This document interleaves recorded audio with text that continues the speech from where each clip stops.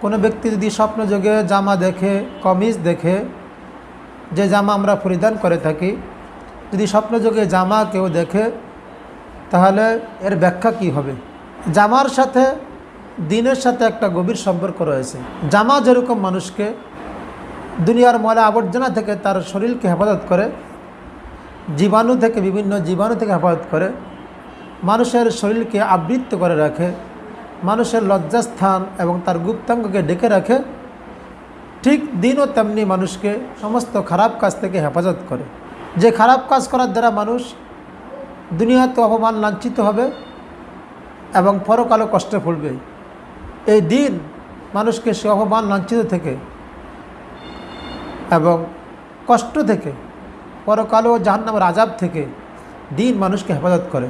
অর্থাৎ মানুষ যখন দিনের উপর চলবে তখন সমস্ত খারাপ কাজ থেকে নিজেকে বিরত রাখতে পারবে এবং আখিরাতে সে মুক্তি পাবে।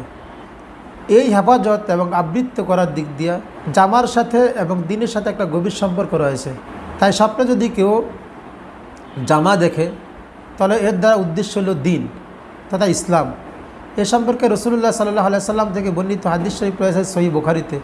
আন আবি সাঈদ আল-খুদরি রাদিয়াল্লাহু তাআলা আনহু قال, হযরত আবু সাঈদ খুদরি রাদিয়াল্লাহু তাআলা আনহু থেকে বর্ণিত, তিনি বলেন, ক্বালা রাসূলুল্লাহ সাল্লাল্লাহু আলাইহি সাল্লাম, যে রাসূলুল্লাহ সাল্লাল্লাহু আলাইহি সাল্লাম বলেছেন, বাইনা আনা নাইমুন, আমি একদা ঘুমন্ত ছিলাম, রাআইতুন নাসা ইউরাদুনা আলাইয়া, আমার কাছে বিভিন্ন মানুষকে পেশ করা হলো, আলাইহিম কুমুসুন, যাদের উপরে জামা ছিল, অর্থাৎ যারা জামা পরিহিত ছিল, মিনা ইয়াবলুগুস সাদিয়া, তাদের মধ্যে কারো কারো জামা তাদের স্তন পর্যন্ত, ওয়ামিনা ইয়াবলুগু দুনা জালিক, আর তাদের মধ্যে কারো কারো জামা হলো তার থেকে আরও নিচে, ওমর আলা উমর ইবনুল খাত্তাব, আর আমার পাশ দিয়ে উমর ইবনুল খাত্তাব রাদিয়াল্লাহু তাআলা আনহু অতিক্রম করতেছিলেন, ও আলাহি কমিসুন, তারও একটা জামা পরিহিত ছিল, ইয়াজুররুহু, যে জামাটা এত লম্বা সে টাকনু থেকে বাড়তি হয়ে সেই জামাটাকে মাটি দিয়া যেমন হাসরা চলে,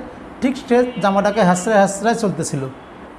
ক্বালু মা আউয়ালতা ইয়া রাসূলুল্লাহ, সাহাবীরা বললেন, ইয়া রাসূলুল্লাহ, এই স্বপ্নের ব্যাখ্যা কী? ক্বালা, রাসূলুল্লাহ সাল্লাল্লাহু আলাইহি সাল্লাম বললেন, আদ-দীন, এর দ্বারা উদ্দেশ্য হল দিন তথা ধর্ম, অর্থাৎ ইসলাম ধর্ম। কেননা ইন্নাদ-দীনা ইনদাল্লাহিল ইসলাম, আল্লাহর কাছে দিন বলতে, ধর্ম বলতে একটাই, সেটা হলো ইসলাম। সহিহ বুখারী 2য় খণ্ড 1037 নং পৃষ্ঠায়।